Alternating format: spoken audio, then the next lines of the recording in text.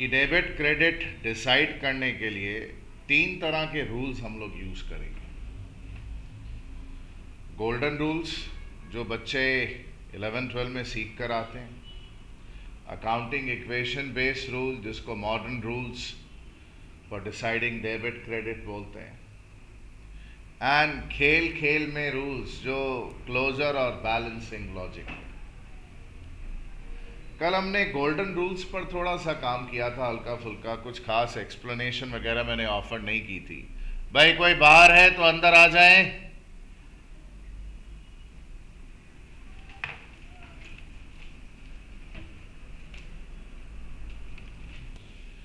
Now guys, मैं आपको क्या बता रहा था, आई वॉज टेलिंग यू कि गोल्डन रूल्स पर हमने कुछ खास काम नहीं किया था। क्यों?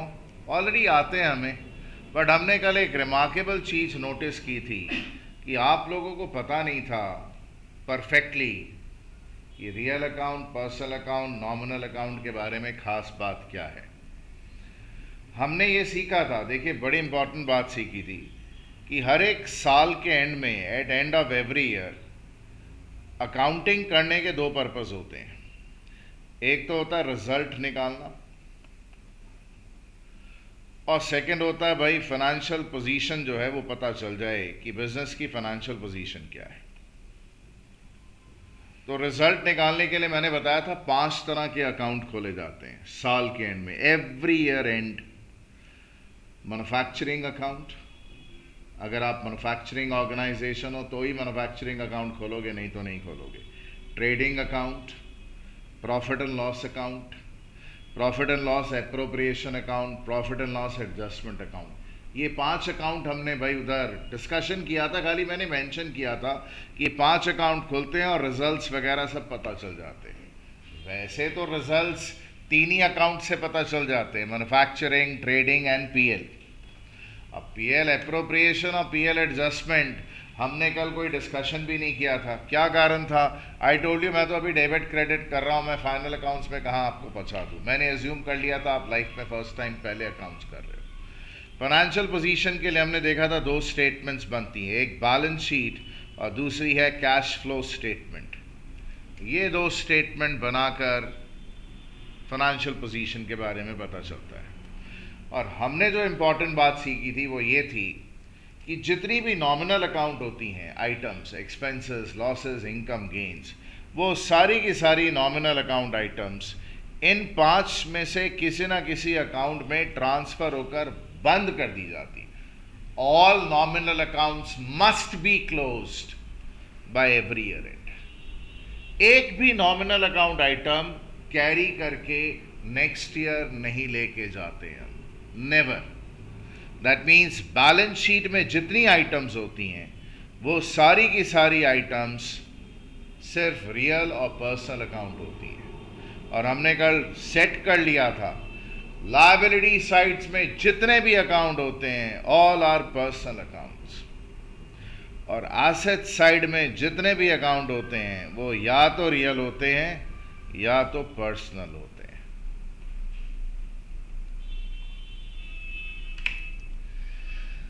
और हमने देखा था कि हमें वैल्यूएशन अगर कभी करना पड़ता है तो लायबिलिटीज का या एसेट्स का करना पड़ता है। तो एक valuation account 4th category of account होता है जो आपको सिखाया नहीं जाता है क्लास 11-12 में, बिकॉज 11-12 में लेवल पर लोगों को, टीचर्स को पता ही नहीं होता है ऐसा कोई अकाउंट होता है। आप अगर टेक्स्ट बुक भी देख लें तो भाई उधर 95% टेक्स्ट बुक्स इन 3 अकाउंट्स का भाई गुणगान करेंगी। खाली प्रोफेशनल कोर्सेज में जैसे आपका भाई सीए का जो स्टडी मैट है, सीए का, सीपीटी का, वो मेंशन करेगा वैल्यूएशन अकाउंट। इवन सीएस का मैट भी मेंशन नहीं करेगा। But you have to understand ये वैल्यूएशन अकाउंट या तो रियल अकाउंट होता है या तो पर्सनल अकाउंट होता है, इसलिए ये 4th कैटेगराइजेशन आपको दिखता नहीं है। और हमने कल एग्जाम्पल्स भी किए थे वैल्यूएशन अकाउंट्स के, और मैंने खाली नाम मेंशन किए थे वैल्यूएशन अकाउंट के, मैंने डिस्कशन नहीं किया था। तो मैंने यहाँ पर छोड़ा था, इसके आगे बढ़ रहे हैं। डेबिट क्रेडिट डिसाइड करने के जो रूल्स हैं, जिनको हम गोल्डन रूल्स बोलते हैं,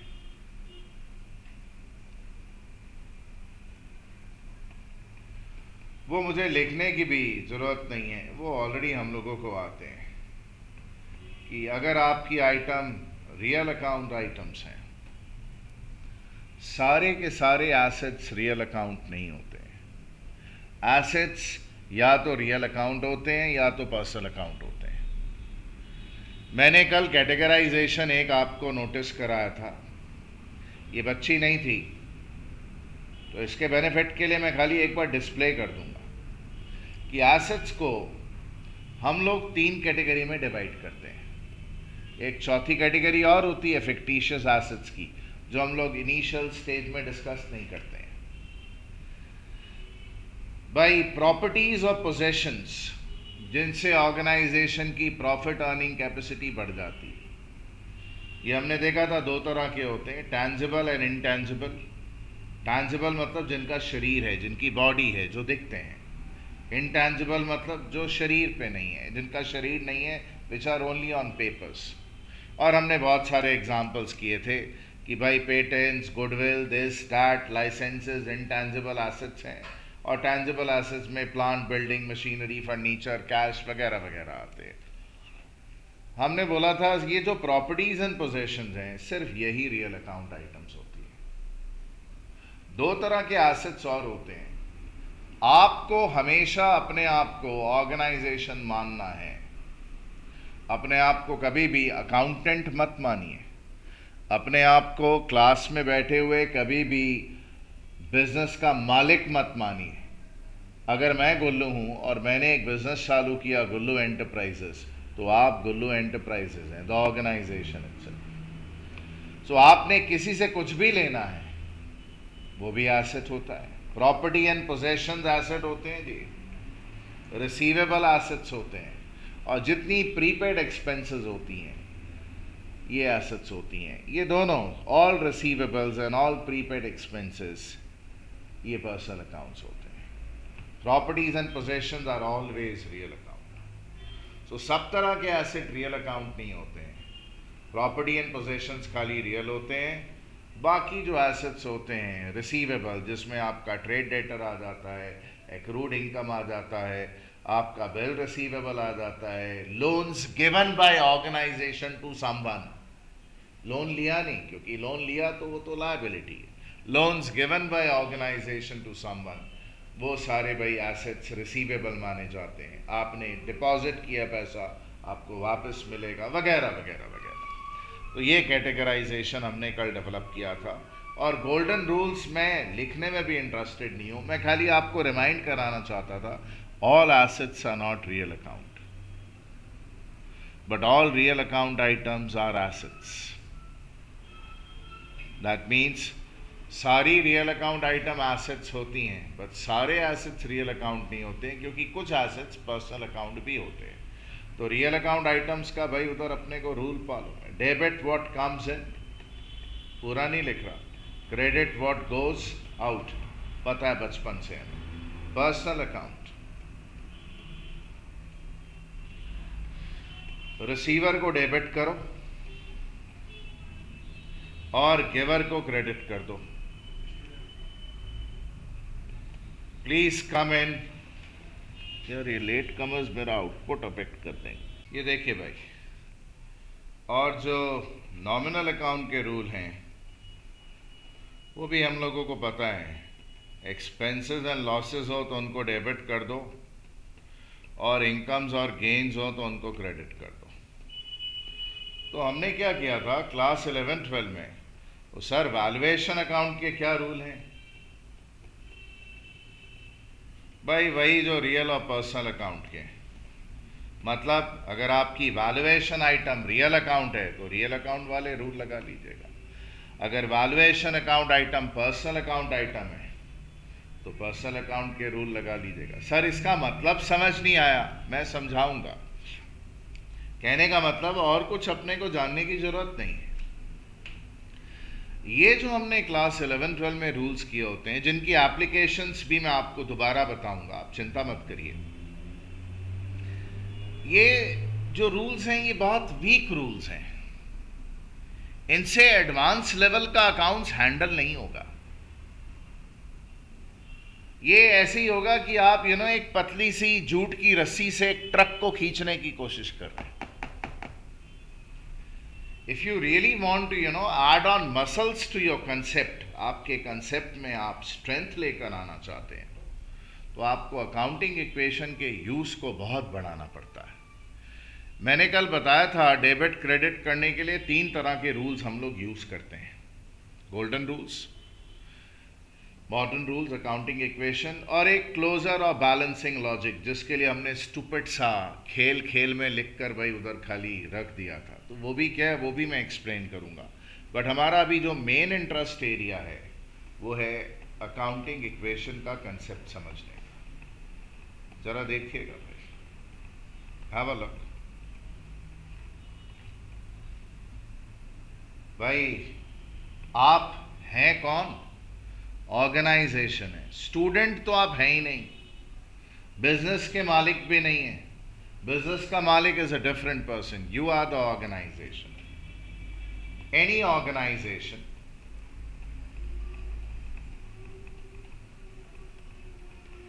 at any point of time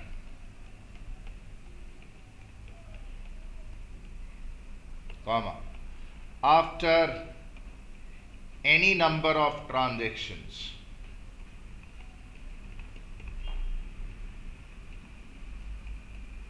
would always have this equality। आप एक ऑर्गेनाइजेशन है, अभी चालू है, आपको भाई 2 महीने हुए हैं। 2 महीने में आपने 250-300 एक्टिविटीज कर ली, माल बेचा, खरीदा, ये वो पता नहीं क्या क्या कर ली। अभी 2 महीने हुए हैं। आज की डेट में आपकी अगर लायबिलिटीज चेक की जाएं तो आपके एसेट्स के बराबर होंगे। आप एक ऑर्गेनाइजेशन हो जिसको काम करते हुए 10 साल हो गए, 10 साल,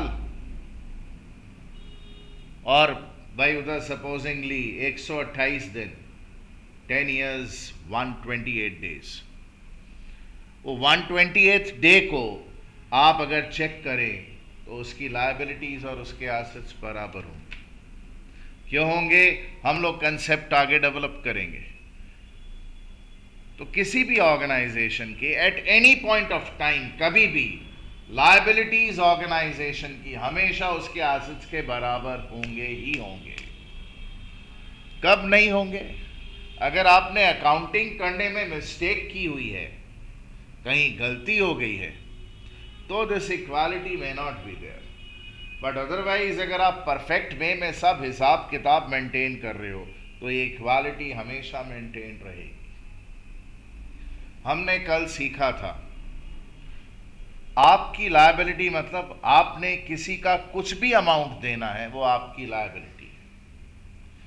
आपकी लायबिलिटी को, ऑर्गेनाइजेशन की लायबिलिटी को हम लोग 2 कैटेगरी में डिवाइड करते हैं। भाई क्या जी? एक जो आपने मालिक या मालिकों को देना है, इंटरनल लायबिलिटी, जिसको हम ऑर्डिनरी लैंग्वेज में कैपिटल के नाम से बुलाते हैं। और आपने मालिकों के अलावा और किसी का कुछ भी रुपया देना है तो उसको एक्सटर्नल लायबिलिटी या ऑर्डिनरली हम लोग सिंपली लायबिलिटी के नाम से बुलाते हैं। सो लायबिलिटीज कल हमने 2 कैटेगरी में भाई उधर डिवाइड की थी। आपने जो मालिक, सिंगल मालिक कब होगा? अगर आप प्रोप्राइटरशिप ऑर्गेनाइजेशन, अगर आप पार्टनरशिप ऑर्गेनाइजेशनों में भी आपके 5-5 मालिक हैं, 5 ओनर्स हैं। आप एक कंपनी हो सकता आपके 3,500 इक्विटी शेयर होल्डर्स हैं। जिन लोगों ने आपके इक्विटी शेयर्स खरीद रखे हैं वो आपके मालिक हैं। वो हर एक मामले में वोट डालने का, वोटिंग करने का उनके पास राइट है। आप जो डिसीजन मेकिंग करते हो वो इक्विटी शेयर होल्डर्स वो डिसीजन मेकिंग पर प्रभाव डाल सकते हैं, वो मालिक लोग हैं। तो आपके जितने भी मालिक हैं, आपने उनका अगर कोई भी अमाउंट देना है, that is your internal liability. और मालिकों के अलावा और किसी को भी कुछ देना है, वो एक्सटर्नल लायबिलिटी है। ये अकाउंटिंग इक्वेशन, जिसको क्लासिकल अकाउंट्स में यूं लिखा जाता है कि capital plus liabilities is equal to assets, ये फॉर्मेट पॉपुलर है भाई, ये वाला, दिस वन, जिस पे मैं टिक लगाया। तो इसको यूटिलाइज कर आपको सारे डेबिट क्रेडिट डिसाइड करने चाहिए। मैं अभी आपको दिखाऊंगा थोड़ी देर में, दो तीन भाई उधर एग्जाम्पल्स के बाद ही आप देखोगे कि यार ऐसे तो हमने कभी सोचा ही नहीं, और ऐसे आप सोचना चाहोगे भी नहीं, क्योंकि जो 11-12 में अकाउंट सीख कर आते हैं उनको बहुत फॉल्टी तरीके से उसको सिखाया जाता है। वो लोग एडवांस सिचुएशन को हैंडल करने की कैपेबिलिटी डेवलप नहीं कर पाते। वो अभी आपको अपनी वीकनेस थोड़ी देर में दिखने लगेगी, आप चिंता मत करिए, मैं दिखाता हूं। What I want you to understand is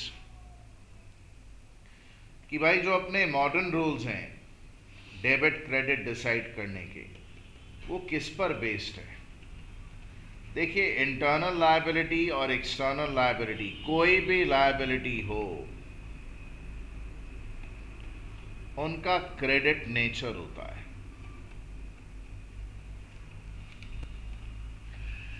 All liabilities have credit nature. What do you mean by that? कि भाई अगर कोई भी लायबिलिटी का अकाउंट खोल लिया जाए तो सारी लायबिलिटीज को अकाउंट के भाई उधर राइट हैंड साइड में ही रिकॉर्ड किया जाता है। मतलब मान लीजिए लायबिलिटी का नाम है भाई, एक पार्टी है जी जिससे आप ऑर्गेनाइजेशन क्रेडिट में गुड्स खरीदते हो। पार्टी का नाम है जी पप्पू लाल अकाउंट, पप्पू लाल ट्रेडर्स।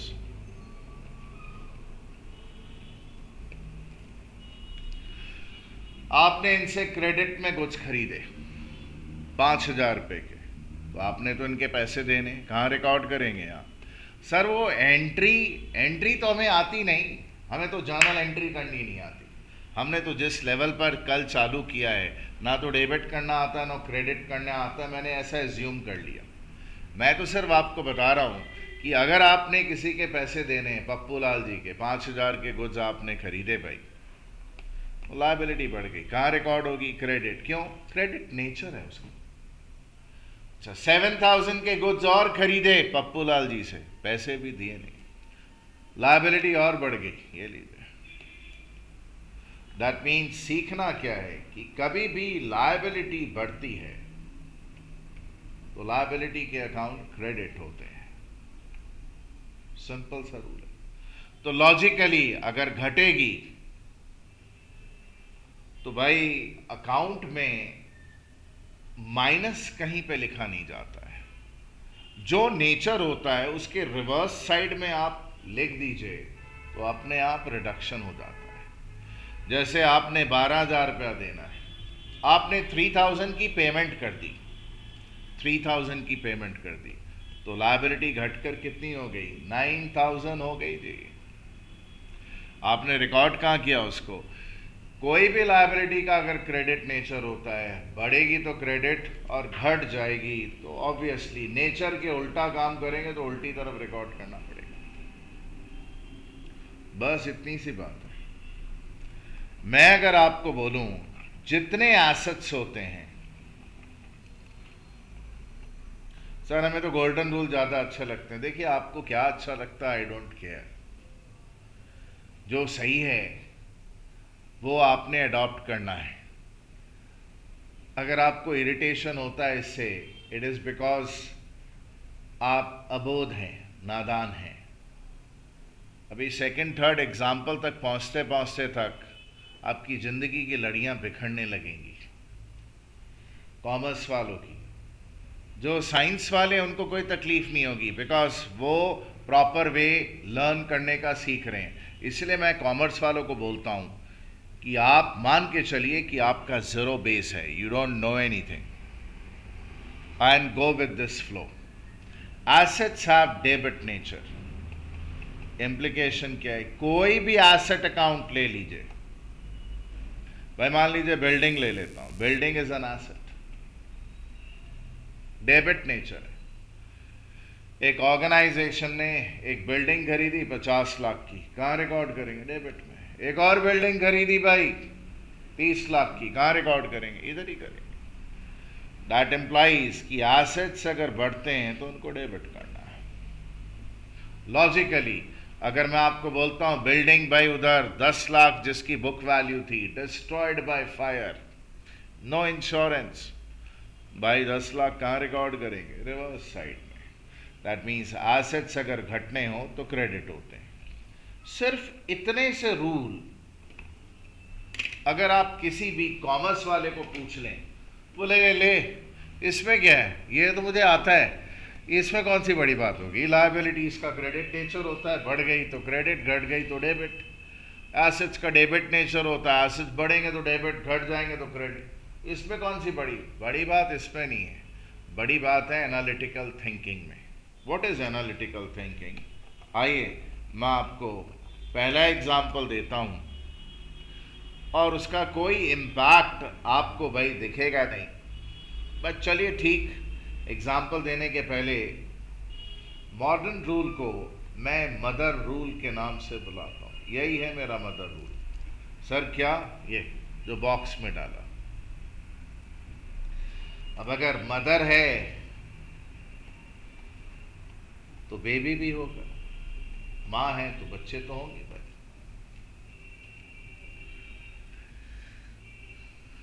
देखिए हमने कल थोड़ी डिस्कशन की थी, मैं उसको रिपीट कर रहा हूं आपके लिए। आपको मैं पूछूं क्लास में कि बेटा आप कौन, तो आप बोलोगे आप ऑर्गेनाइजेशन हो। मेरा नाम है मिस्टर गुल्लू, गुल्लू कपूर मेरा नाम। मैंने 50 लाख रुपीस आपको कैश दिया और बिजनेस स्टार्ट कर दिया, कैपिटल बोलते हैं। ये 50 लाख रुपया क्या आपका है क्या? You are a different person, I am a different person.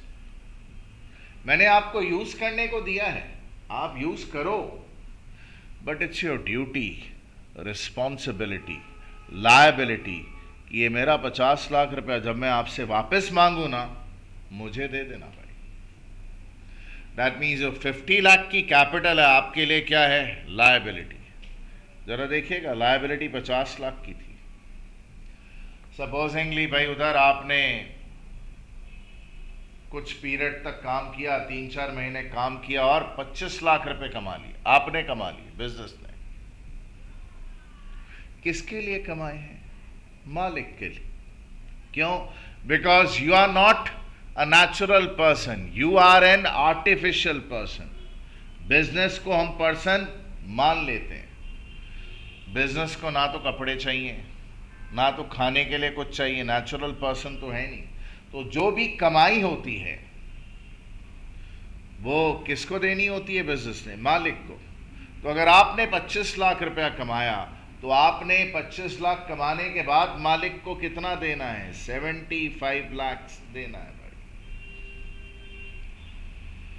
कहने का मतलब ये कि कभी भी आपको इनकम होगा, गेन होगा, प्रॉफिट होगा, तो आपकी इंटरनल लायबिलिटी बढ़ जाएगी, क्योंकि मालिक का 50 लाख कैपिटल का देना था, प्रॉफिट इनकम गेन का कितना देना है जी? 25, और कुल मिलाकर कितना देना है? 75 लाख। तो बेबी रूल्स क्या हैं कि अगर इनकम होता है या गेन होता है या प्रॉफिट होता है या एक्सपेंस का रिडक्शन होता है, ये भी भाई प्रॉफिट जैसी बात है, खर्चा रिड्यूस हो गया, लॉस कैंसल हो गया, लॉस का कैंसलेशन होता है। रेवेन्यू जनरेट होता है।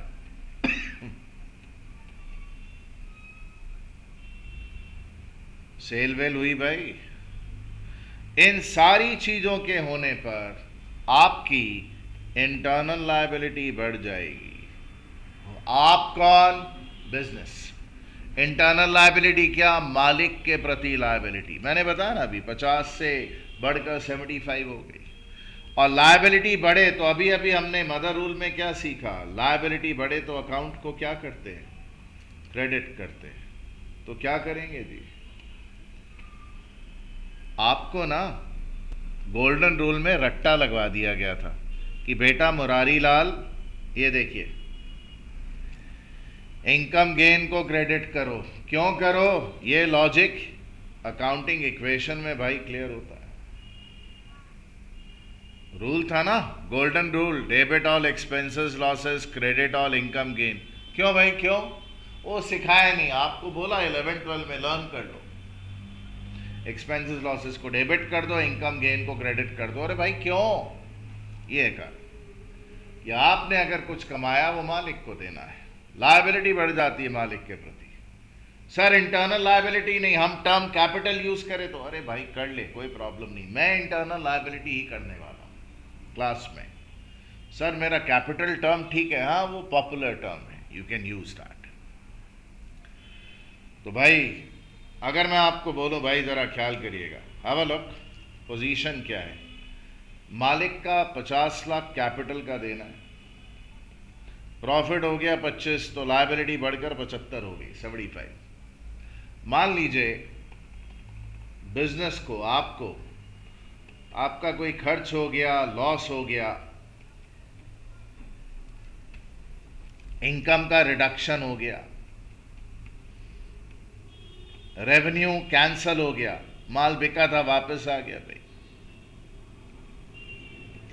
ऐसा कुछ भी हो गया, मान लीजिए 3 लाख रुपए का आपको नुकसान हो गया, तो अब आप मालिक को 75 लाख रुपीस नहीं दे पाओगे। अब आप मालिक को खाली कितना रिटर्न कर पाओगे? 72। क्यों? आपके पास है ही नहीं। 75 लाख की लायबिलिटी थी, बट अब तो 75 दे नहीं पाएंगे, आपका 3 लाख का खर्चा हो गया, नुकसान हो गया। दैट मीन्स ये सारी आइटम्स क्या करती हैं? आपकी इंटरनल लायबिलिटी को कम कर देती है। और हमने मॉडर्न रूल में क्या सीखा था? लायबिलिटी बढ़े तो क्रेडिट करते हैं, घट जाए तो क्या करते हैं? डेबिट। तो ये जो पीछे रट्टा मारा था आपने कि भाई एक्सपेंसेस लॉसेस को डेबिट करो, उसका लॉजिक भाई समझना जरूरी है कि क्यों करो। ये आपको एकदम क्लियर होना चाहिए। This should be absolutely clear. कोई खास बात तो है नहीं, सर याद रहेगा। तो हमने अभी तक डिस्कशन क्या किया है कि डेबिट क्रेडिट डिसाइड करने के 3 तरह के रूल्स यूज होते हैं। गोल्डन रूल्स, मॉडर्न रूल्स भी हमने अभी थोड़ा बहुत हल्का फुल्का देखा, mother rule and baby rules भाई उधर सेट कर लिया, और ये अभी हमने डिस्कस भी नहीं किया, थोड़ी देर तक करते हैं। पहले कुछ एग्जाम्पल सेट कर लें। ये देखिएगा भाई, mister Gullu started a business, comma, namely VIZ is wide licet, इसका मतलब होता है नेमली, नामतः।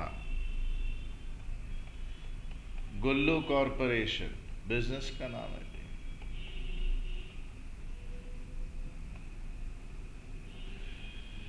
And put in cash rupees 30 lakhs, building rupees 40 lakh, and machine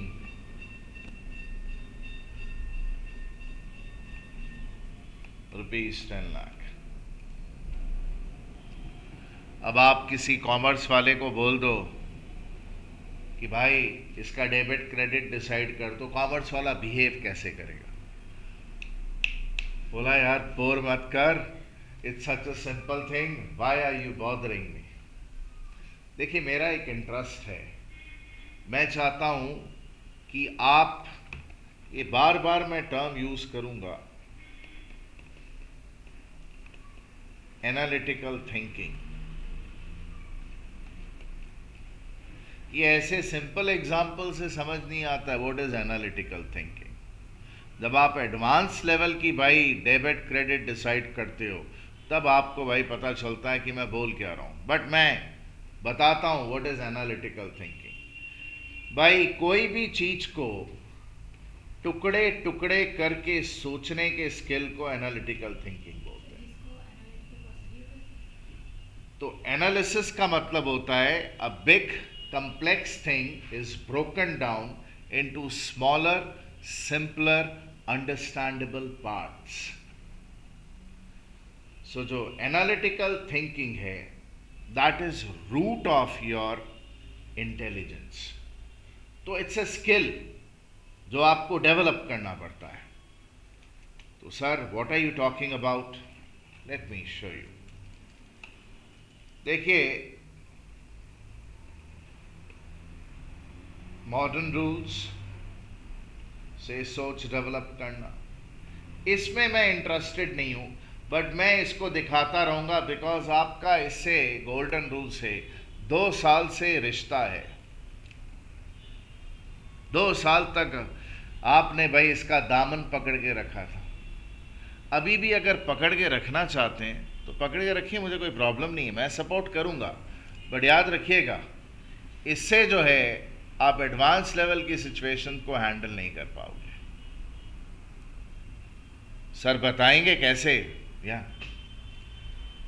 मैं सिर्फ ये सोच डेवलप करवाने में इंटरेस्टेड हूं कि किसी भी ट्रांजैक्शन का इंटरनल लायबिलिटी, एक्सटर्नल लायबिलिटी और एसेट्स पर क्या इंपैक्ट पड़ता है।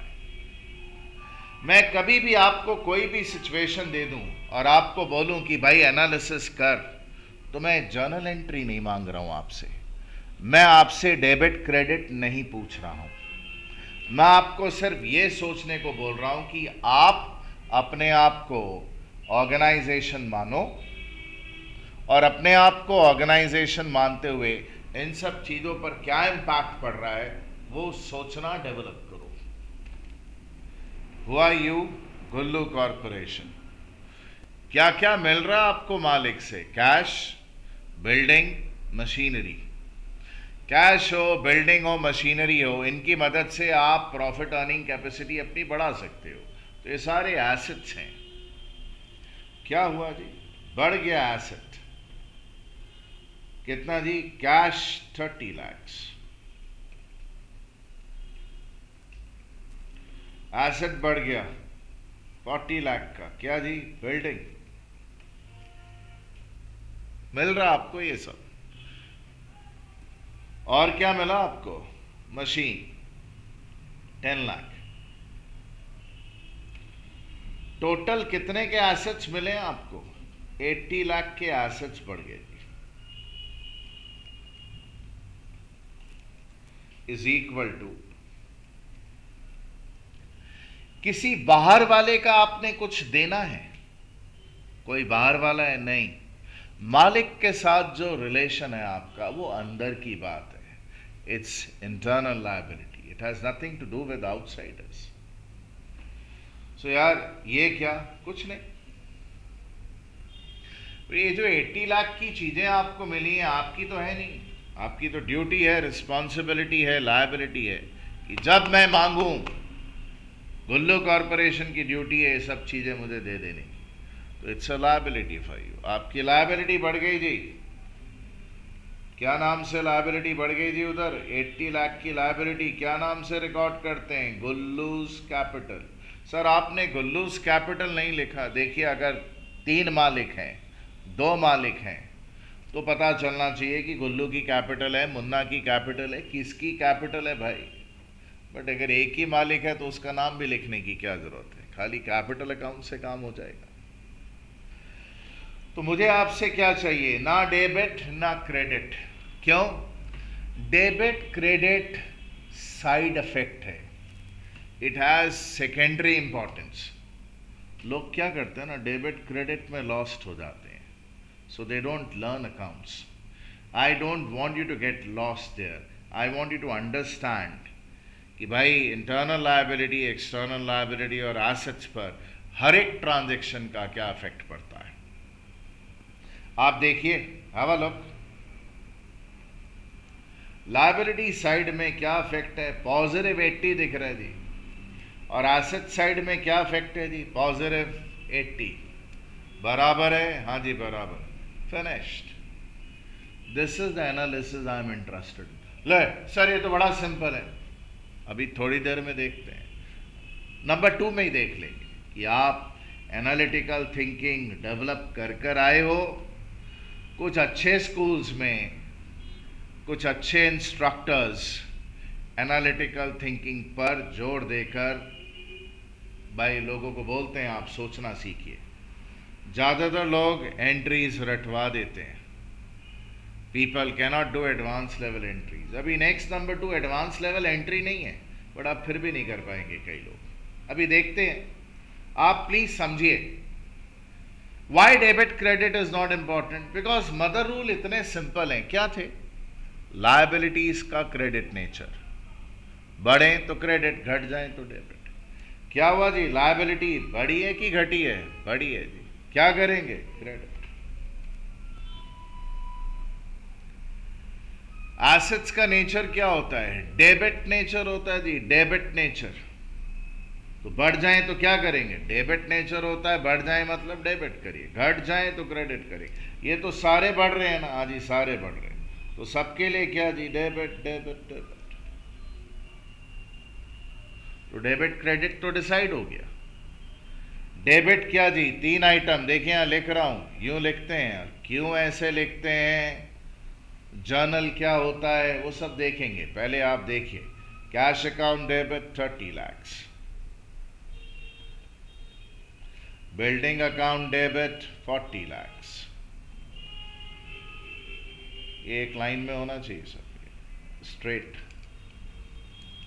सर वो जर्नल के बारे में बताइए, नरेशन के। I am not interested in journal, मैं तो डेबिट क्रेडिट एस्टैब्लिश कर रहा हूँ, एनालिटिकल थिंकिंग। और ये डेबिट क्रेडिट मैं डिस्कस भी नहीं करना चाहता, वो तो मैं बताना चाहता हूँ कि अगर आप एंट्रीज को लर्न करने की आदत रखने वाले हैं तो आपका तो बैंड बच जाएगा, क्योंकि हम सब एनालिटिकल थिंकिंग से ही डेवलप करेंगे। मशीन अकाउंट डेबिट कितना जी, 10। और क्रेडिट क्या जी, थोड़ा स्पेस छोड़ के लिखते हैं, लीव सम स्पेस।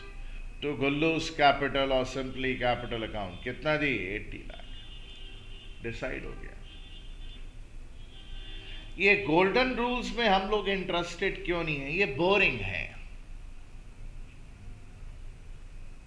सर। इसमें आदमी कैसे सोचता है? आप अपने आप को गुल्लू कॉरपोरेशन मान रहे हैं, आप गुल्लू कॉरपोरेशन है, क्या मिला? कैश। क्या है जी, रियल अकाउंट। कमिंग इन और going out? Coming in. So coming in debit what comes in, इसलिए डेबिट दिख रहा है। बिल्डिंग कौन सा अकाउंट है? Real account. क्या हो रहा है? बिल्डिंग मिल रही है आपको, डेबिट व्हाट कम्स इन, इसलिए डेबिट हो रहा है। बाय मशीनरी क्या? रियल अकाउंट, कमिंग इन, हाँ जी। कैपिटल अकाउंट कौन सा अकाउंट है? पर्सनल अकाउंट है, मालिक का account is a personal account. मालिक कौन है? रिसीवर की गिवर? गिवर है जी, giver. He is giver of all this. Rule क्या है? Debit the receiver, credit the giver, इसीलिए क्रेडिट हो रहा है। Are we interested in this? ये इसमें हम लोग इंटरेस्टेड। सो मैं आपको जब भी आगे एनालिसिस करने को दूं, आप मुझे सिर्फ इतना कर दें, कितना? ये गोलों तक कि डेबिट क्रेडिट दोनों तरफ बराबर हो गया कि नहीं। फिर भले आप क्रेडिट डेबिट डिटरमाइन करें नहीं करें, मेरा काम चल जाएगा। जैसे for example, have a look,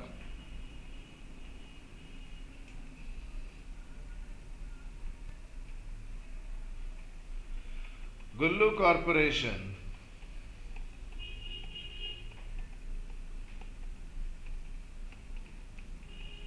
is a consultancy organization.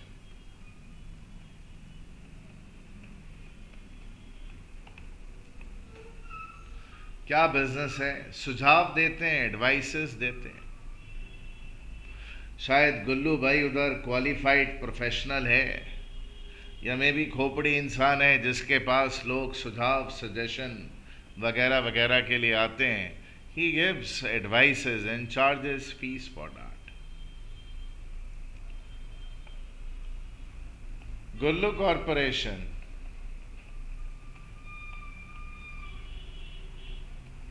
gave service to a client, namely Rustomjee Company Limited,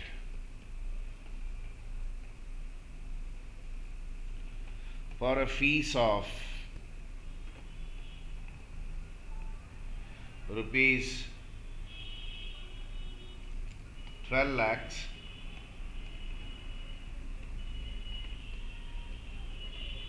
of which Rustomjee Company Limited paid रुपया 3 lakh in cash immediately,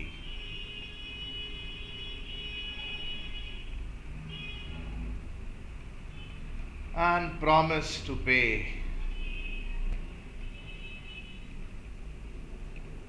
rest soon.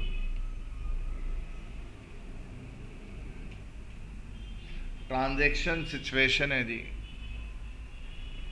मुझे आपसे क्या चाहिए? अभी जब मैं आपको बोलूंगा आप करके बताओ, ना तो ये कॉपी करना है. क्यों?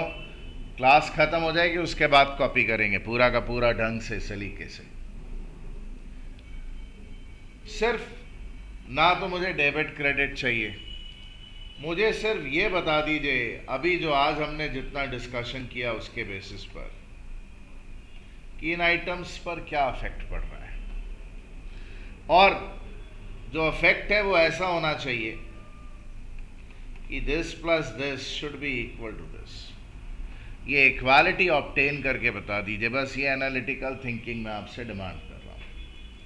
आप कर रहे हैं भाई, और मैं इंतज़ार कर रहा हूँ. रफ में अटेम्प्ट करिए कि इंटरनल लायबिलिटी, एक्सटर्नल लायबिलिटी और एसेट्स पर क्या इम्पैक्ट पड़ा. नहीं होगा, मुझे पता है.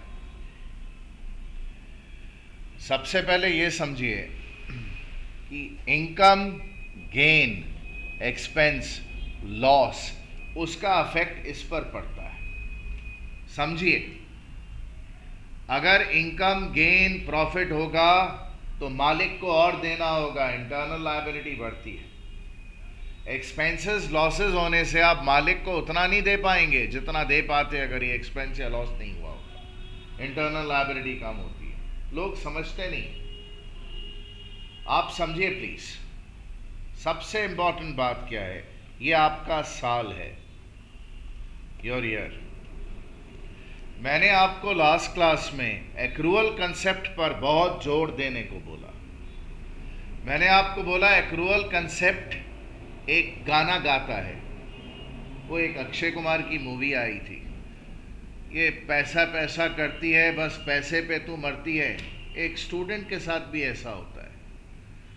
जिस स्टूडेंट में बुद्धि कम होती है, बुद्धि कम क्यों होती है? बिकॉज उसको 11-12 में सिखाया नहीं होता ढंग से. वो सिर्फ कैश के बारे में सोचता है. We are not concern with cash. आपकी जो इनकम है फीस से, दैट इज 12 लाख रुपीस, जिसमें से आपको मिल चुकी है 3 लाख, और बाकी भाई एक्रूड है, मिलनी बाकी है. तो इन पर क्या इफेक्ट हो रहा है भाई? उधर ये सोचना आपको किसी ने ढंग से सिखाया नहीं. इनकम हो रही है 12 लाख की. इनकम होगी तो किस पर इफेक्ट पड़ेगा? इंटरनल लायबिलिटी बढ़ जाएगी 12 लाख से. क्या नाम है इनकम का? फीस. आपकी फीस है जी, ऑर्गेनाइजेशन फीस चार्ज करती है. क्या हुआ? एसेट बढ़ गया 3 लाख से. कौन सा एसेट? आपने रुस्तम जी कंपनी लिमिटेड को सर्विस दी, उन्होंने पूरे पैसे नहीं दिए आपको, आपने लेने हैं उनसे। रुस्तम जी कौन है आपके लिए? रिसीवेबल, एसेट है, एसेट। एसेट का नाम क्या है? Rustam company limited. अगर इन्होंने इसका नाम नहीं दिया होता क्लाइंट का, देखिए रियल लाइफ में will write the client's name as an asset, कि हमने पैसा किससे लेना है। अगर नाम नहीं दिया होता तो मैं यहां पर भाई कौन सा अकाउंट यूज करता? Accrued fees account. किसी बाहर वाले का कुछ देना है? नहीं।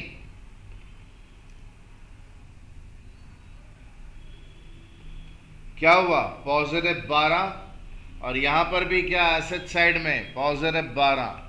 बस इतना करने को बोल रहा हूं। अगर आप ये कर पाते हैं, जो आपको भी करना नहीं आता, अभी 10-15 एग्जाम्पल लग जाएंगे आपको इसको लाइन पे लाते लाते, चिंता मत करिए। अगर आप ये कर पाते हैं तो डेबिट क्रेडिट की चिंता मत करिए। जैसे ये लेडी अभी उल्टी पुल्टी एंट्री बोल रही थी, वो तरीका आप सब जो ये बोल रही हैं वो आप सब वही अडॉप्ट करते हो कि सीधा एंट्री सोचते हो, कभी नहीं सोचते एंट्री को इंपॉर्टेंस मत दीजिए। अब मदर रूल्स देखिए क्या है। लायबिलिटीज का क्या नेचर होता है? क्रेडिट। बढ़े तो क्या होती हैं? क्रेडिट। बढ़ रही है ना आदि, क्रेडिट हो।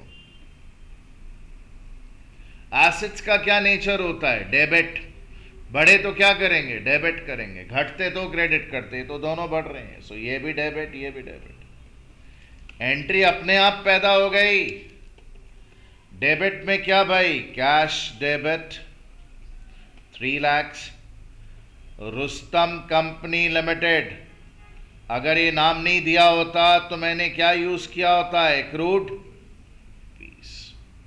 नाम दिया तो मैं नाम यूज करूंगा, ब्रैकेट में लिख दूंगा एक्रूड फीस के लिए। और क्रेडिट क्या जी मेरा? Fees account. ये जर्नल एंट्री है जिसको करने में कोई एफर्ट नहीं, बिकॉज मदर रूल्स तो बड़े सिंपल है। पूरा एफर्ट क्या है? ये लॉजिकल थिंकिंग डेवलप करने में, जो हमारी हुई नहीं है। लोगों को क्या दिखता है? उनको दिखता है इनकम 3 लाख रुपया। अरे भाई, कैश इनकम नहीं होती है। जो आपने कमा लिया वो 12 लाख रुपीस है।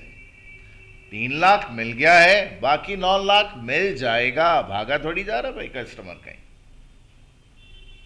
ये एनालिसिस है। कुछ समझ आया? सर हम कॉपी करें? कुछ नहीं करना है कॉपी, ट्राई करिए खाली।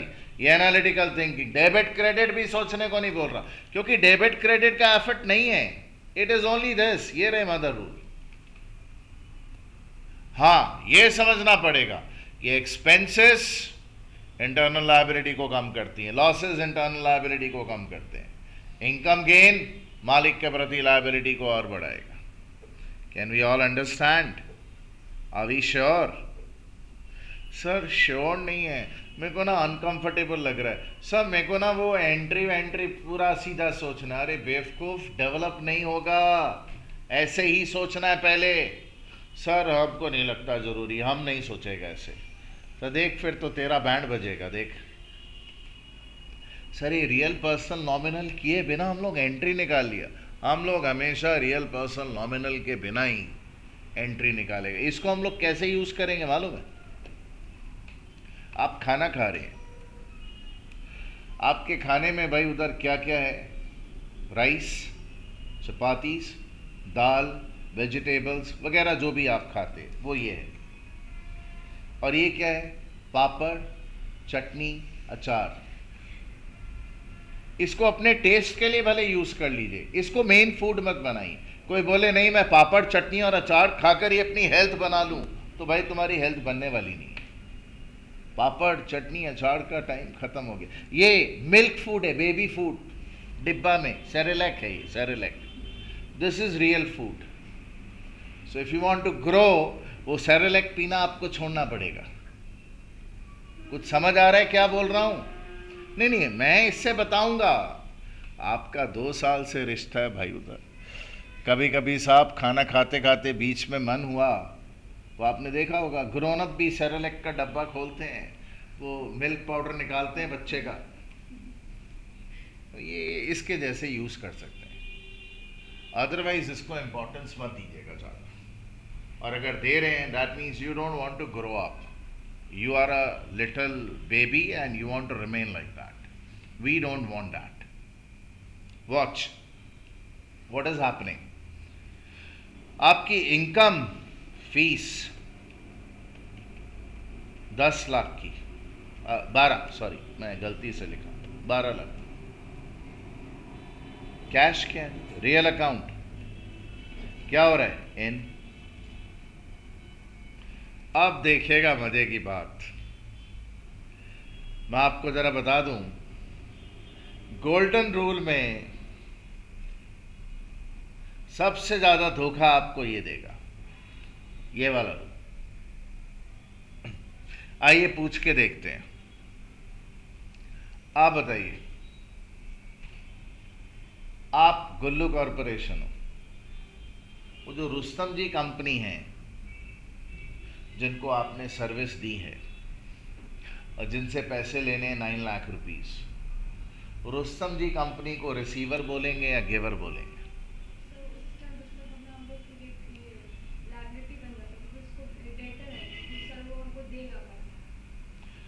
नहीं, आप घबराइए मत, आप घबरा के सेंटेंसेस ओवरलैप भी कर रहे हैं। रुस्तम कंपनी एसेट लायबिलिटी नहीं मैं पूछ रहा हूँ बेटा, मैं पूछ रहा हूँ रुस्तम कंपनी आपके हिसाब से रिसीवर है कि गिवर है?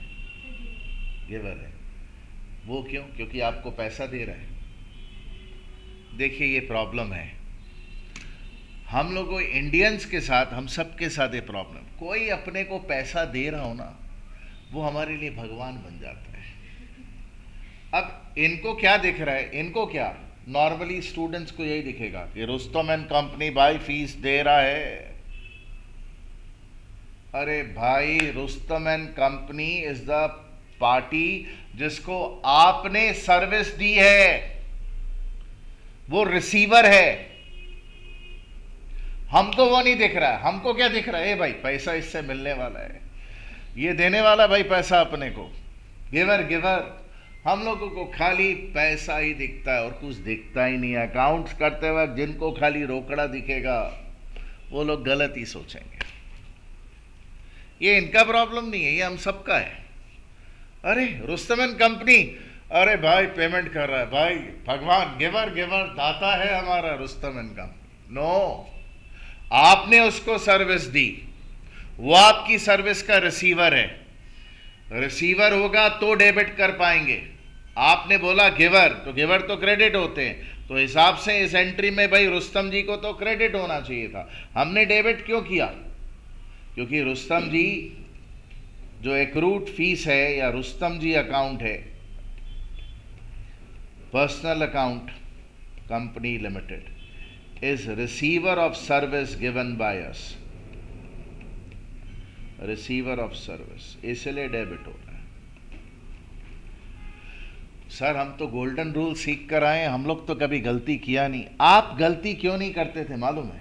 क्योंकि अगर आप में थोड़ी भी कॉमन सेंस होती थी तो आप क्या करते थे? देखिए गोल्डन रूल्स वाले क्या कर लेते थे, बोलते थे cash coming in, income fees 12, तो 3 और अगर 12 लिख लिया तो बाकी बैलेंसिंग फिगर तो डेबिट ही होना चाहिए ना। वो तो आदमी अपने लॉजिक से लिख लेता था, तो उसकी एंट्री गलत नहीं होती थी। बट ये धोखेबाज है। रिसीवर गिवर का जो कंसेप्ट है वो धोखेबाज है, उसमें एक्स्ट्रा अलर्ट होने की जरूरत होती। तो हम क्या इतना हेडेक लेंगे? अरे छोड़िए महाराज, गोल्डन रूल बच्चों के लिए है, हम बचपन से बाहर निकलना है। इसमें ये सब कोई लफड़ा नहीं है, इसमें एकदम कूल।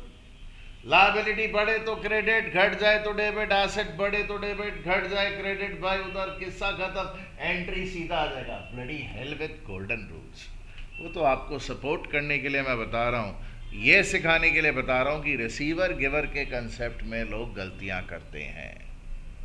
अब जैसे मान लीजिए भाई साहब, ये दीदी, ये दीदी, ये भाई साहब, ये 4 लोग मान लीजिए साइंस स्ट्रीम से आए हैं, तो इनको तो उल्टा पुल्टा सोचना किसी ने सिखाया ही नहीं, ये तो सीधा इसको डेवलप करके अपनी सोच परफेक्ट कर लेंगे, और बाकी लोग गोल्डन रूल्स को लेकर रोते रहेंगे कि हाय उनका क्या हुआ। उनका जो हुआ सो हुआ भाई। अगर तेरे को स्पीड चाहिए और क्लैरिटी चाहिए तो इसको अडॉप्ट करना भाई सीखना चालू करिए। अभी कूल गाइस, चलें आगे। आइए आपसे और करवाना है।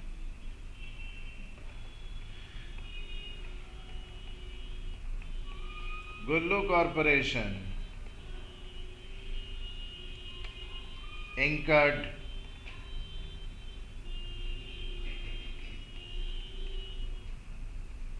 salary expenditure of rupees 20 lakh. Of this, they paid रुपया 11 लाख in cash, रुपया 4 लाख बाय चेक,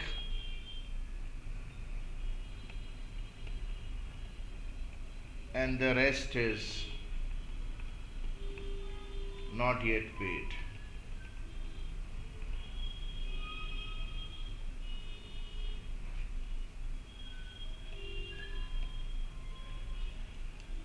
भाई ये ट्रांजैक्शंस हुई,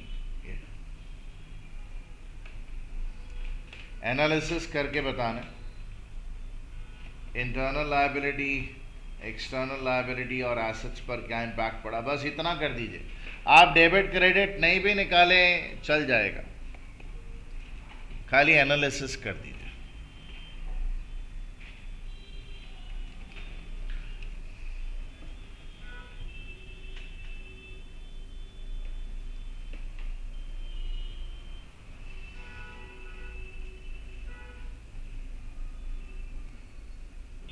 देखिए आप क्यों नहीं सोच पा रहे, आप में से कई लोगों को पता नहीं चल रहा है कि आपका एक्सपेंडिचर कितना है, जबकि क्लियर कट लिखा है। देखिए आपका एक्सपेंडिचर 20 लाख रुपीस का है, जिसमें आपने पेमेंट कैश में कर दी है 11 लाख, बैंक से पेमेंट हुई है जी उधर 4 लाख की, और बाकी भाई जो पेमेंट है वो आउटस्टैंडिंग है।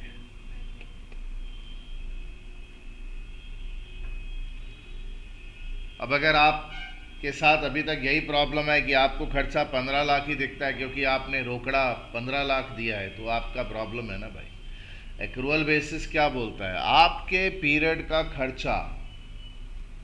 खर्चा है, भले पेमेंट आपने किया हो नहीं किया हो।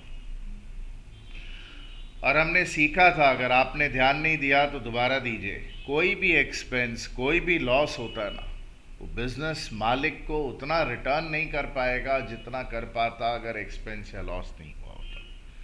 तो एक्सपेंस और लॉस का इफेक्ट किस पर पड़ता है, इंटरनल लायबिलिटी पर। बेबी रूल्स बोलकर हमने लिखा है, ये देखिए, ये एक्सपेंसेस लॉसेस इंटरनल लायबिलिटी को कम करते हैं। लायबिलिटीज का क्रेडिट नेचर होता है, बढ़े तो क्रेडिट, घट जाए तो क्या करते हैं, तो भाई क्रेडिट डेबिट छोड़िए, एक्सपेंस है तो इंटरनल लायबिलिटी कम हो जाएगी। कितना जी, 20 लाख। और क्या नाम से रिकॉर्ड होगा जी, सैलरी का खर्चा। -20 है जी, प्लीज समझिए, एसेट कम हो गया जी,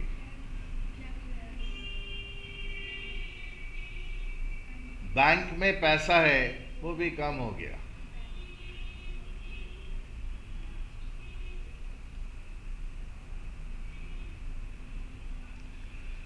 देखिए मुझे पता नहीं आप इतना सोच पाने में केपेबल हैं कि नहीं। मान लीजिए आपका बैंक में पैसा नहीं है, ओवरड्राफ्ट है, तो 4 लाख रुपया अगर बैंक से और निकल गया तो लायबिलिटी बढ़ जाएगी, ऐसा भी बोल सकते हैं, लायबिलिटी। खैर छोड़िए, आगे डिस्कस करेंगे, आप में से कई लोग परेशान हो जाएंगे नहीं तो। ये लीजिए, बैंक में पैसा था, कम हो गया जी। और बाकी 5 लाख रुपया क्या हुआ जी? वो देना बाकी है। किसको देना बाकी है? एम्प्लॉइज को। क्या नाम है उनके? Mister Sharma, mister Das, mister Gupta, mister Ghosh. इन लोगों को पैसा देना बाकी है। एम्प्लॉइज कौन से लोग हैं? अंदर के लोग हैं या बाहर के लोग हैं? सिर्फ मालिक अंदर के होते हैं। बाकी जितने भी लोग हैं, भले आपके यहां काम कर रहे हो, वो सब एक्सटर्नल लायबिलिटीज हैं। अगर मुझे उनके नाम पता होते, mister Sharma, mister Ghosh, mister Das, mister Gupta, जो भी, तो मैं उनके नाम ही लिखता। मुझे नाम नहीं पता है, इसीलिए भाई उधर मेरे को क्या लिखना पड़ रहा है? आउटस्टैंडिंग सैलरी या एक्रूड सैलरी। सर ये आउटस्टैंडिंग सैलरी अकाउंट कौन सा है? पर्सनल अकाउंट है जी। अगर 4 एम्प्लॉइज के नाम होते तो उन चारों के नाम मैंने लिखे होते, ब्रैकेट में लिखा होता आउटस्टैंडिंग सैलरी। अब मुझे पता नहीं 5 लाख रुपए किस किस एम्प्लॉय का कितना कितना देना है, इसलिए मेरे को आउटस्टैंडिंग सैलरी लिखना पड़ रहा है। मेरी एक्सटर्नल लायबिलिटी बढ़ गई, पैसे देने बाकी हैं। तो क्या हुआ? इफेक्ट देखिए, ये देखिएगा मेरी लायबिलिटी साइड में क्या दिख रहा है भाई? -20 एंड +5। सर ये पॉजिटिव क्या? लायबिलिटी बढ़ गई, देना है। कितना आ गया? -15। और यहाँ एसेट साइड में कितना दिख रहा है जी? -15। बराबर। I am only interested in this and I am not interested in debit and credit, because debit credit कोई गधा भी सोच लेगा अगर ये करने का इंटेलिजेंस डेवलप हो गया। लोग क्या करते हैं? डेबिट क्रेडिट सोचते हैं, ये नहीं सोचना चाहते। वाई? बिकॉज ये सोचने में दिमाग लगता है, लोग दिमाग लगाना नहीं चाहते।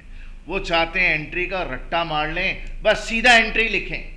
सबसे पहले क्या करता है एक वीक स्टूडेंट? देखिए वीक स्टूडेंट कैसे लिखता है एंट्री।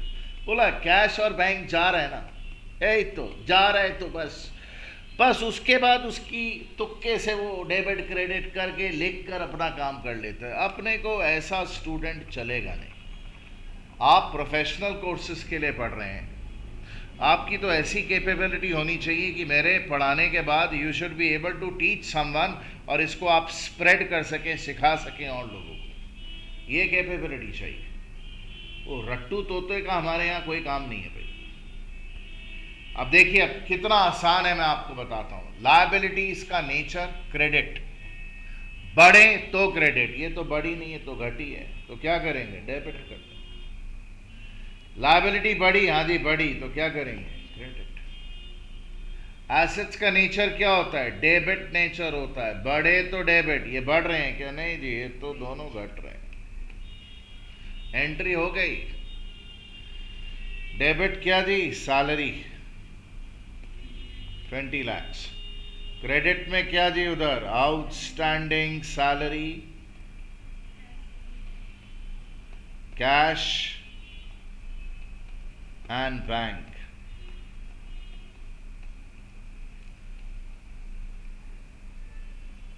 अभी कूल कुछ समझ आ रहा है?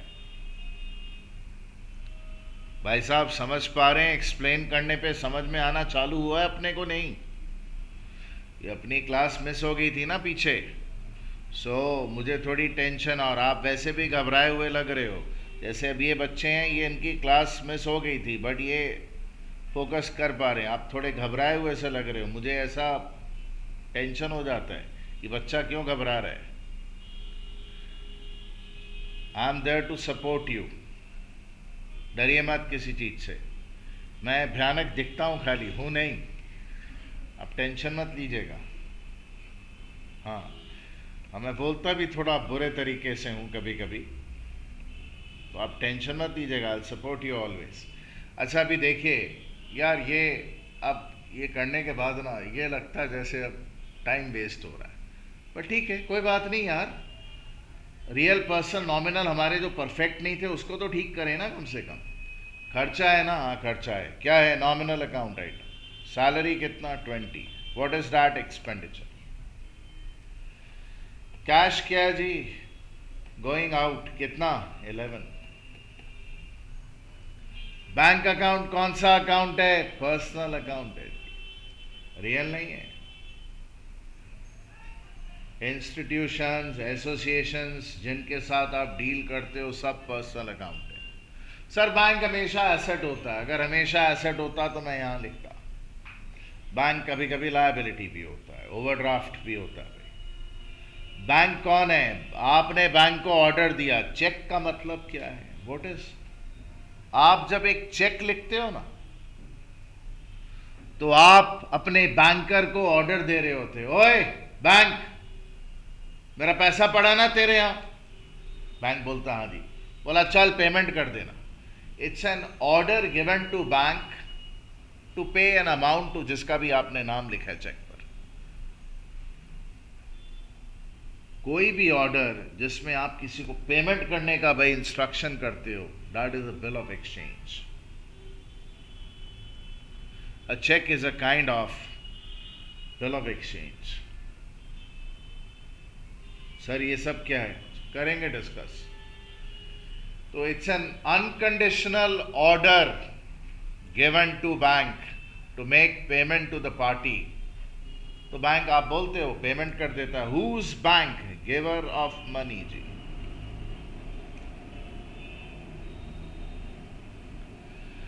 और वो सब जो लोग हैं, शर्मा जी, गुप्ता जी, दास, घोष, ये लोग कौन है?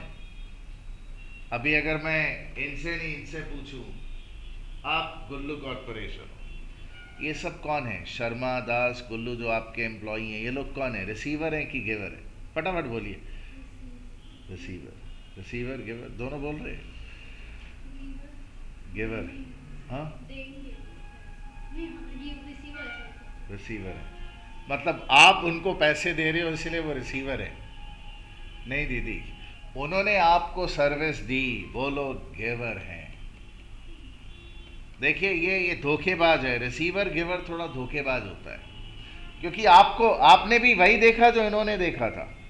आपको ये दिख रहा है कि हम तो उनको पैसे दे रहे हैं, तो आपने देखा पैसे दे रहे हैं तो पैसे रिसीव कर रहे हैं। आपको ये पैसे ही दिख रहे हैं, ये तो दिख ही नहीं रहा है कि these are the people who gave you service और आपने पेमेंट नहीं किया है। These people are giver of their labour. अपना लेबर, अपना एफर्ट इन्होंने ऑर्गेनाइजेशन को दिया। हमारा तुक्के से सही क्यों हो जाता है? बिकॉज खर्चा तो हम लिख लेते हैं, कैश बैंक भी हम लिख लेते हैं, बाकी फिर बैलेंसिंग फिगर भाई उधर क्रेडिट में आएगा तो हम रिसीवर गिवर सोचते नहीं, हमारा काम हो जाता है। बट ये धोखेबाज है। Can we understand what is happening? हाँ जी सर, हमें तो लग रहा है आप बेकार में ही हमारा टाइम वेस्ट कर रहे हैं। हमें ये सब करा कर क्या फ़ायदा? हम सीपीटी स्टूडेंट है, सीएस स्टूडेंट है या कॉस्टिंग स्टूडेंट है। आप बेटा, तेरे को आता ही नहीं है बेस लेवल पर सोचना, और तू बोलता है कि तेरे कोर्स को चालू कर दूं। कभी नहीं करूँगा, आई नेवर डू दैट। मैं आपके पहले बेस को ठीक करूँगा ही करूँगा। आइए देखें आप कितने स्मार्ट हैं या अनस्मार्ट हैं। आप ट्राई करने वाले हैं भाई। सर हम लिखें नहीं, लिखेंगे थोड़ी देर के बाद।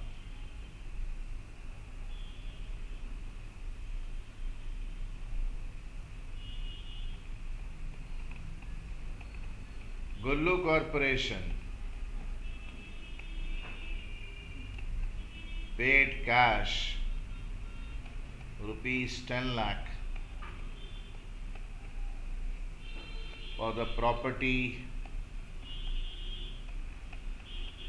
occupied.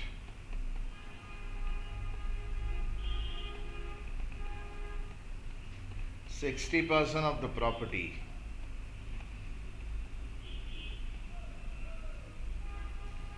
is used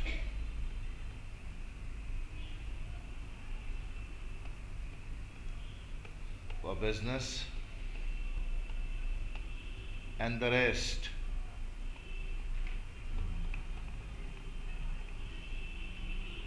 is for personal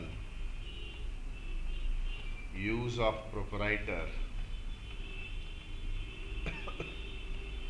Mr. Gullu.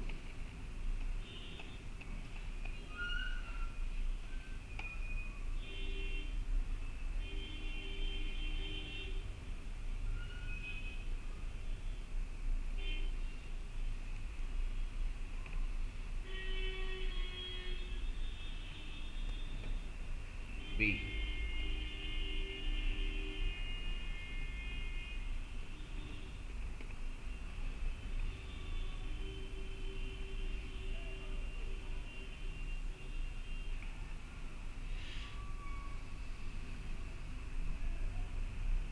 बस जी,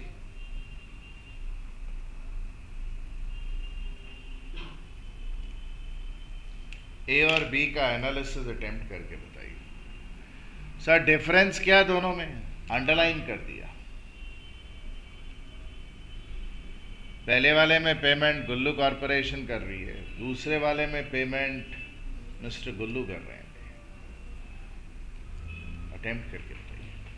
analysis, internal liability, external liability.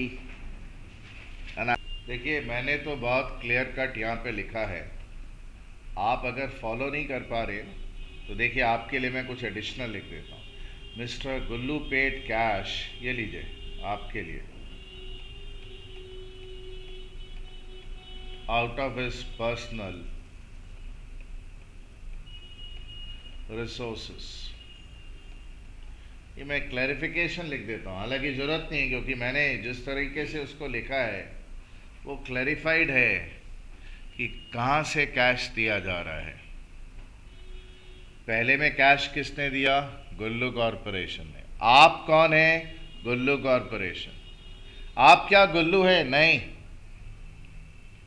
आपका कैश और गुल्लू का कैश सेम है क्या? नहीं नहीं। मान लीजिए मैंने गुल्लू कॉरपोरेशन को 50 लाख रुपया कैश दिया था, मैंने 50 लाख रुपीस, तो कैश भाई आपके पास है, वो आपका है। मेरे पास जो कैश है वो अलग है। और हम लोगों को हमेशा ऑर्गेनाइजेशन के एंगल से सोचना होता है कि ऑर्गेनाइजेशन ने कैश दिया कि नहीं दिया। ए में ऑर्गेनाइजेशन ने कैश दिया 10 लाख रुपया, और बी में कैश किसने दिया भाई? उधर गुल्लू के पर्सनल भाई रिसोर्सेज से गया। पता चल रहा है? तो इधर देखिए, all of you pay attention, attempting time is over. जो प्रॉपर्टी है उसका 60% रेंट 10 लाख का, ये बिजनेस एक्सपेंडिचर है। गुल्लू कॉरपोरेशन को भाई बेयर करना पड़ेगा 6 लाख रुपए, और जो बाकी 10 लाख का 40% है 4 lakh rupees, that is personal expenditure, जो मालिक का खर्चा है। Is it fine? A deal कर रहा हूं जी। सर दोबारा क्यों लिख रहे हैं? आप मत लिखिएगा, मैं तो आपके सामने रखना चाहता हूं इसलिए लिख रहा हूं इसको। Internal liability plus external liability is equal to assets, and B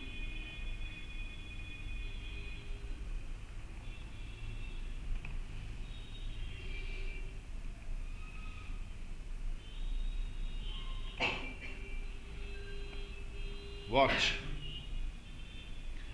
Gullu corporation अगर 10 लाख रुपया भाई पे कर रही है तो उसका कैश कम हो रहा है।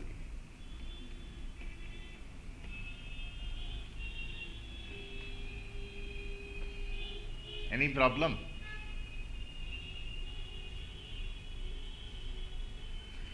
Please have a look. Internal liability, external liability, assets.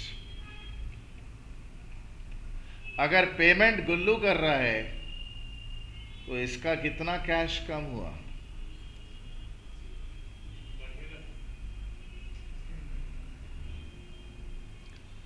भाई साहब ये अपनी कहानियाँ इन्होंने चालू कर दी, इन्होंने कैश बढ़ा दिया। क्या बढ़ा रहे हैं, क्या कर रहे हैं, कुछ पता नहीं चल रहा है। मैं सिर्फ इतना बोल रहा हूँ कि ए में पेमेंट गुल्लू कॉरपोरेशन ने की है, सो गुल्लू कॉरपोरेशन का कैश कम हुआ है। यहाँ पर पेमेंट मालिक ने की है, तो गुल्लू कॉरपोरेशन के कैश पर क्या इफेक्ट पड़ा? कुछ नहीं। आप क्या बढ़ेगा बढ़ेगा करे जा रहे हैं, समझने की कोशिश करिए। सर डांट रहे हैं, नहीं, ट्रैक पे लेकर आ रहा हूं, डांटता नहीं हूं मैं। भाई जो 10 लाख रुपए की पेमेंट हुई, उसमें गुल्लू कॉरपोरेशन का खर्चा कितना है? सिर्फ 6 लाख रुपए का खर्चा इंटरनल लायबिलिटी को कम करता है। क्या नाम है खर्चे का जी? रेंट।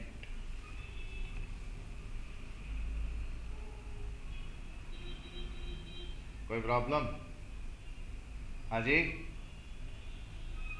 आप में से किसी को तकलीफ है ये समझने में कि गुल्लू कॉरपोरेशन के हिस्से में खर्चा खाली 6 लाख रुपए का है?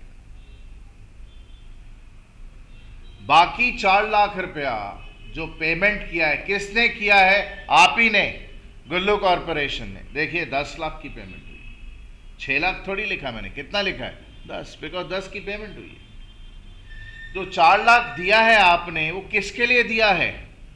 मालिक के लिए। आप मालिक के लिए कुछ दे दो तो आपका बोझ कम हो जाता है, बर्डन कम हो जाती है। मालिक का जो अमाउंट है वो आपके लिए क्या है? लायबिलिटी है। कैपिटल क्या है? बोझ है आपके सर पर, बाकी है मालिक का देना। तो आपने मालिक के लिए कितना दे दिया? 4 लाख रुपया मालिक के लिए दे दिया। तो क्या हुआ?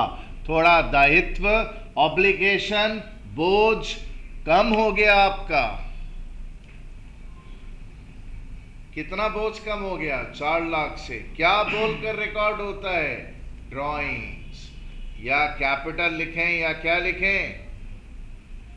सर ड्राइंग्स अकाउंट नहीं खोले तो चलता है। बिल्कुल बिल्कुल, कैपिटल इन्वॉल्व कर लीजिए कि कैपिटल लायबिलिटी है। अगर आपने मालिक के लिए 4 लाख दे दिया तो आपकी लायबिलिटी कम हो गई 4 लाख रुपए से।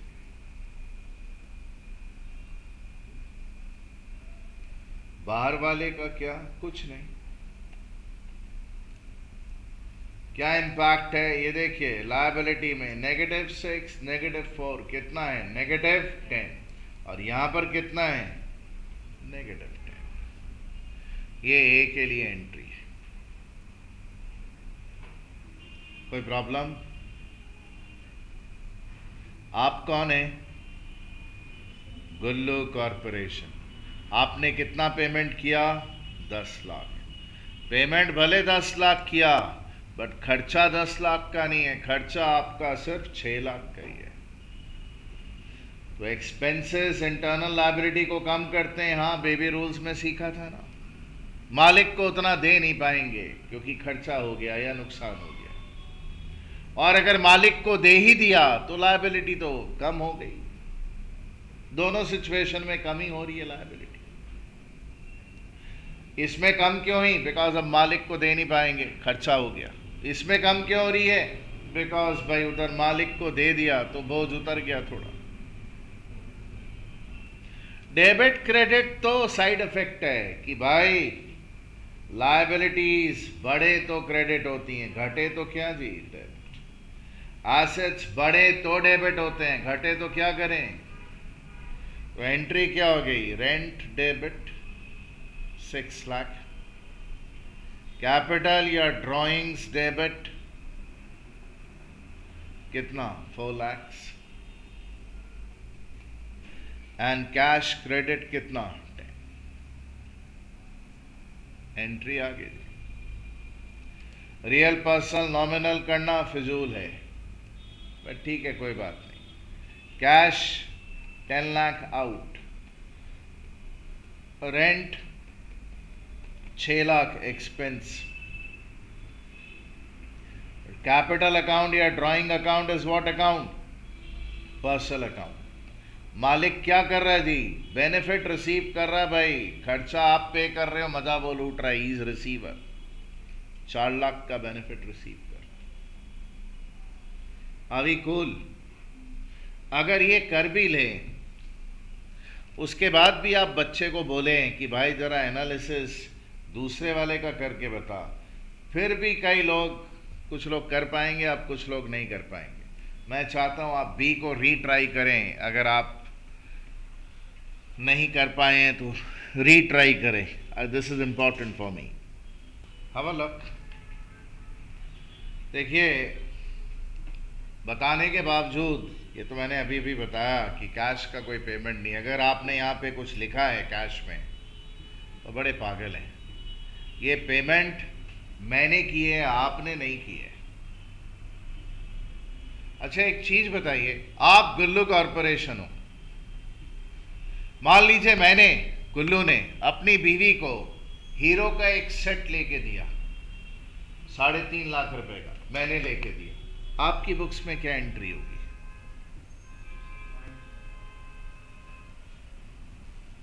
आपको क्या मतलब?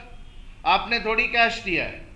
मैं अगर अपनी पॉकेट से 3.5 लाख निकालता हूं और अपनी बीवी को एक भाई हीरो का सेट लेके देता हूं, तो आप एंट्री थोड़ी करोगे। मैंने अपनी जगह का 40% एरिया मैंने ऑक्यूपाई किया हुआ है, उसका मैंने भाड़ा दिया 4 लाख रुपया।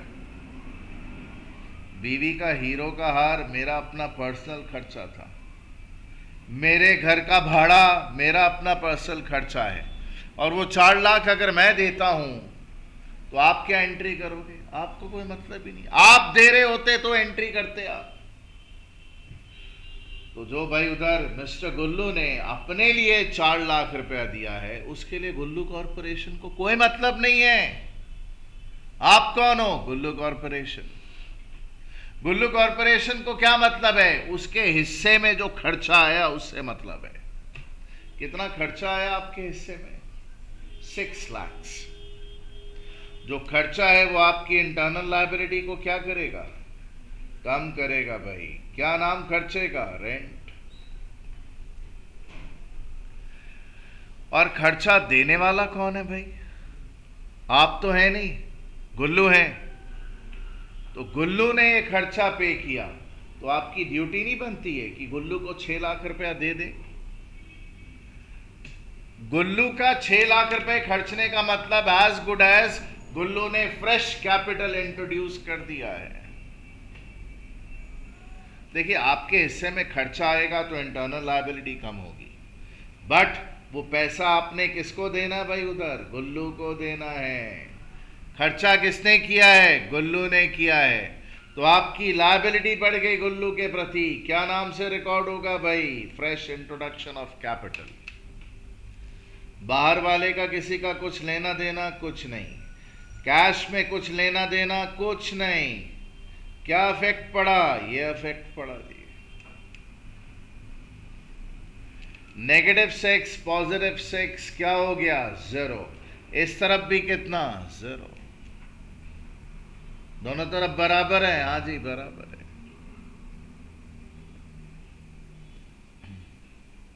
सर ये समझ नहीं आया, दोबारा बताएंगे? भाई 10 बार आप बोलेंगे तो 10 बार बता दूंगा, बट आप सोचिए, आपको मालिक के पर्सनल खर्चे जो मालिक खुद अपने रिसोर्सेज से पे करता है उनसे कोई मतलब नहीं।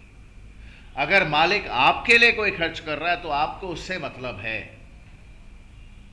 क्या मतलब है? खर्चा आपका है, आपको भुगतना पड़ेगा, लायबिलिटी इंटरनल कम हो जाएगी। और दिया किसने है? मालिक ने। तो मालिक को पैसा रिटर्न करना पड़ेगा, मालिक के प्रति लायबिलिटी बढ़ गई। लायबिलिटी भाई उधर बढ़ गई तो क्रेडिट, और जब घटी थी तो क्या जी? डेबिट। एंट्री क्या जी? Rent debit 6 lakh to capital कितना जी? 6 lakh.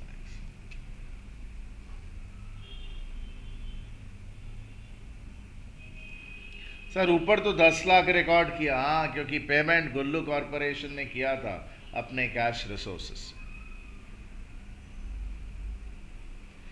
Sir real personal nominal, उससे बड़ा सिंपल लगेगा आपको ये जो हमने किया। नॉमिनल रेंट अकाउंट भाई, खर्चा, एक्सपेंडिचर। और देने वाला कौन है जी? देने वाला भाई मालिक है, कैपिटल गिवर है जी, giver. Gullu, Gullu's capital. Are we cool? Have we understood? हाँ जी सर, ट्रिकी लग रहा है. ट्रिकी तो होगा ही. हम तो आप देखेंगे नेक्स्ट क्लास में पहुंचते पहुंचते तक भाई उधर हम बहुत सारी चीज़ें अच्छे लेवल पर सीखना हमने चालू कर दिया. ये तो ट्रेलर है, पिक्चर अभी बाकी है.